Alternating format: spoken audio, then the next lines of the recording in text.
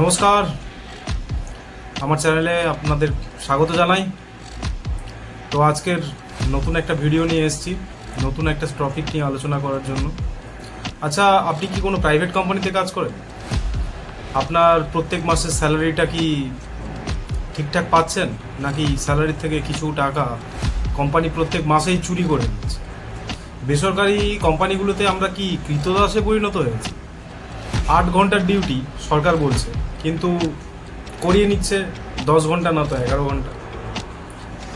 ধরুন সকাল 10টায় আপনি অফিস ঢুকলেন, বের হতে হতে রাত্রি 9টা, দিনে 10 ঘন্টা হাড় ভাঙা খাটেন, কিন্তু মাসের শেষে ব্যাংকে যখন স্যালারি ঢোকে তখন মনে হয় এই কটা টাকার জন্য নিজের জীবনটা শেষ করে দিচ্ছে।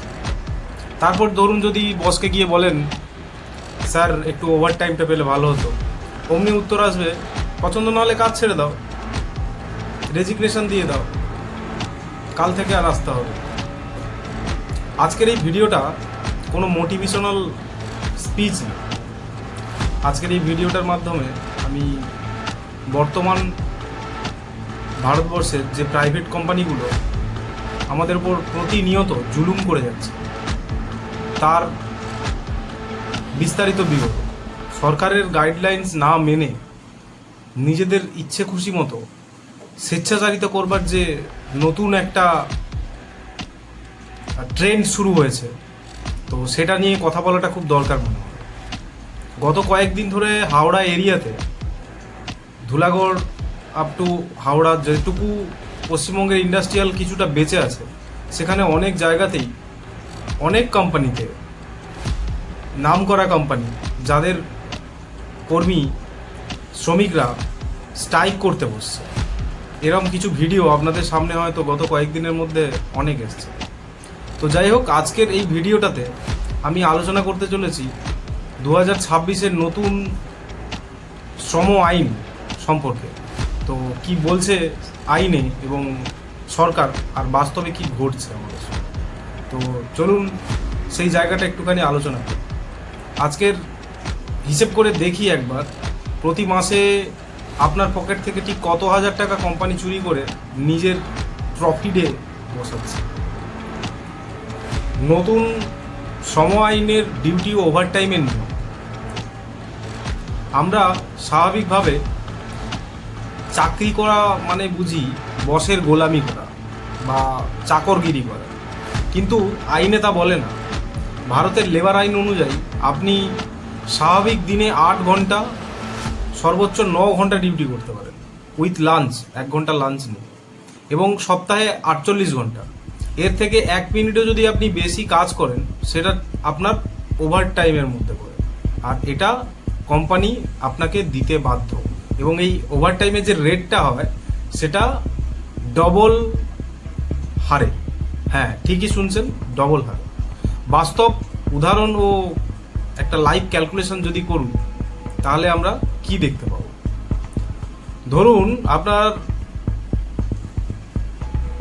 মাসিক বেতন, মানে মাসে যদি 30 দিন হয়, তাহলে 26টা ডিউটি হয়, 4টে রবিবার বাদ দিলাম, তো 30 দিনের যদি আমি হিসেব করি, সেখানে 26টা ডিউটি, টোটাল 8 ঘন্টা। তো যেটা 2026-এর নতুন শ্রম আইন অনুযায়ী বলা হয়েছে যে কোন মানুষকে বেসিক 700 টাকা মজুরি দিতে হবে। তো সেই অনুপাতে যদি আমি ধরে নিই যে আমার 21,000 টাকা বেতন, আমাকে 700 টাকা রোজ দেওয়া হয় কোম্পানির তরফ থেকে, অ্যাটলিস্ট এইটুকু গাইডলাইন মেনে। তো প্রতি ঘন্টা কাজের মূল্য হচ্ছে আমার 101 টাকার কাছাকাছি, নিয়ার অ্যাবাউট। প্রতিদিন ওভারটাইমের রেট 101 × 2, মানে 202 টাকা। কারণ আমি প্রথমেই বললাম যে ডবল পাবেন, যেটা আপনার 1 ঘন্টার কাজের তিওয়ারি যদি 101 টাকা হয়, মোটামুটি ওটা দ্বিগুণ হচ্ছে, 202 টাকার কাছাকাছি আসছে। প্রতিদিন অতিরিক্ত কাজ যদি আপনি মিনিমাম 1.5 ঘন্টা করে করেন, তাহলে মাসে অতিরিক্ত কাজের যে সংখ্যাটা দাঁড়াবে সেটা হচ্ছে 29 ঘন্টা। আপনার প্রকৃত বকেয়া ওভারটাইম 29 ঘন্টা ইন্টু 202, সেখানে দাঁড়াচ্ছে 7,878 টাকা সামথিং।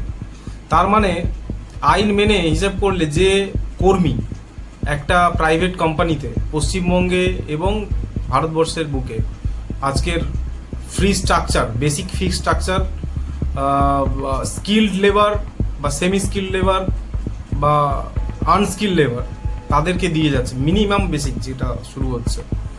তো সেই অনুযায়ী 21,000 টাকা তার অ্যাকচুয়ালি স্যালারি হওয়া উচিত ছিল 28,958 টাকার কাছাকাছি, মানে ওভার টাইমের 7,878 টাকা, এটা টোটাল বিল হওয়া উচিত ছিল।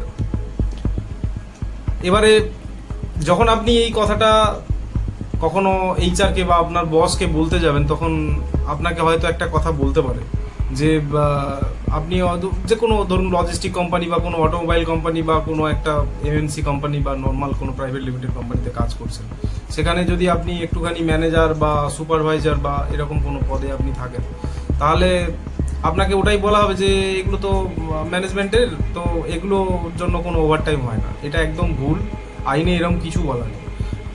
আপনার পদ যাই হোক না কেন, আপনি যদি টেকনিক্যালি এই টাইম কাজ করেন তাহলে আপনাকে ওভারটাইম দিতে বাধ্য, যদি আপনাকে প্যাকেজের আন্ডারে না রাখা, আপনাকে স্যালারি সিস্টেমে রাখা হয়, প্যাকেজ সিস্টেমে আপনার কাজ না হয়। তো এখানে হুট করে তো কিছু বলতে পারবো না, কারণ সবারই ফ্যামিলি আছে, হুট করে কিছু বললে এদের বাড়বাড়ন্ত দাদাগিরি সেটা তো আর বন্ধ হওয়ার না। তো মোটামুটি কয়েকটা বেসিক নিয়ম আছে ভাই, যদি সেটা আমরা মেনটেন করতে পারি বা তোমরা মেনটেন করতে পারো, তাহলে কিন্তু তোমাদের জায়গা থাকছে নিজেকে বাঁচার। আপনি যখনই এই নিয়মগুলো আপনার এইচআরকে বলতে যাবেন, তখনই কিন্তু সে আপনাকে কর্নার করবে। তো তার জন্য 3টে জিনিস, যদি কোনো ক্যাচাল বা এরকম কোনো পরিস্থিতি আপনি ফেস করছেন যে আপনাকে চাকরিটা ছাড়তেই হবে, বা আপনি এরকম কোনো পরিস্থিতি হচ্ছে, আপনাকে মানসিকভাবে প্রেশার দেওয়া হচ্ছে ইত্যাদি ইত্যাদি, তো সেক্ষেত্রে যেটা সব থেকে আগে করবেন, আপনি ইস্তফা দেবেন, রেজিগনেশন দেবেন। আপনি বলুন কোম্পানিকে আপনাকে টার্মিনেট করতে।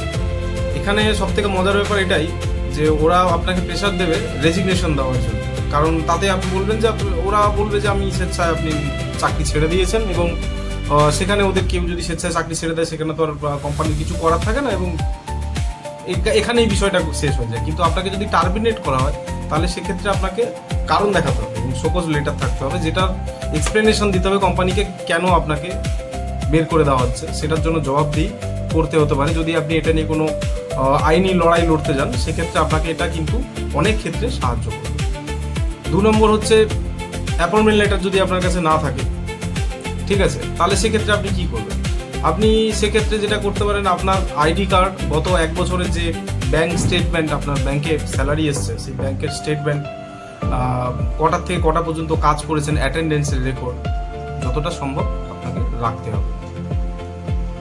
3 নম্বর ব্যাপার হচ্ছে ডকুমেন্ট। সব থেকে ইম্পর্টেন্ট যে জিনিসটা, সেটা হলো মুখের কথায় কিছু হবে না।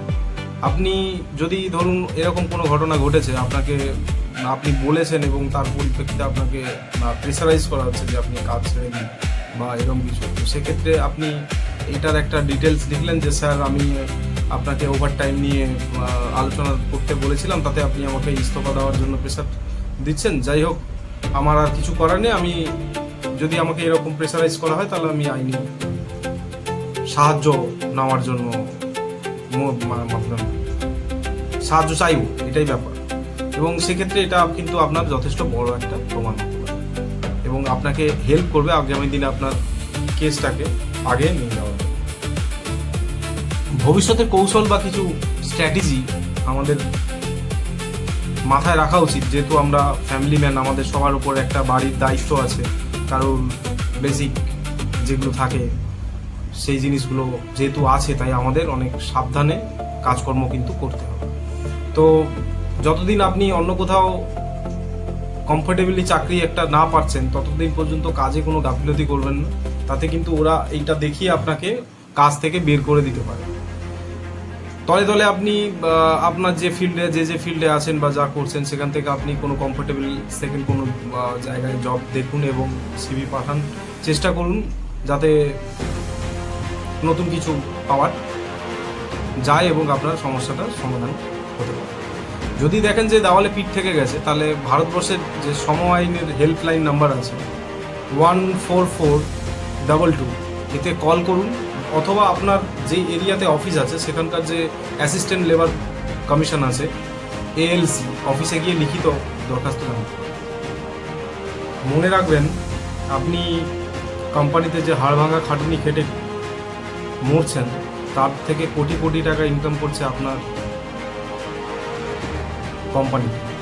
আপনি কোনো দয়া ভিক্ষা করছেন না, নিজের মেহনতের সঠিক মূল্য চাইছেন।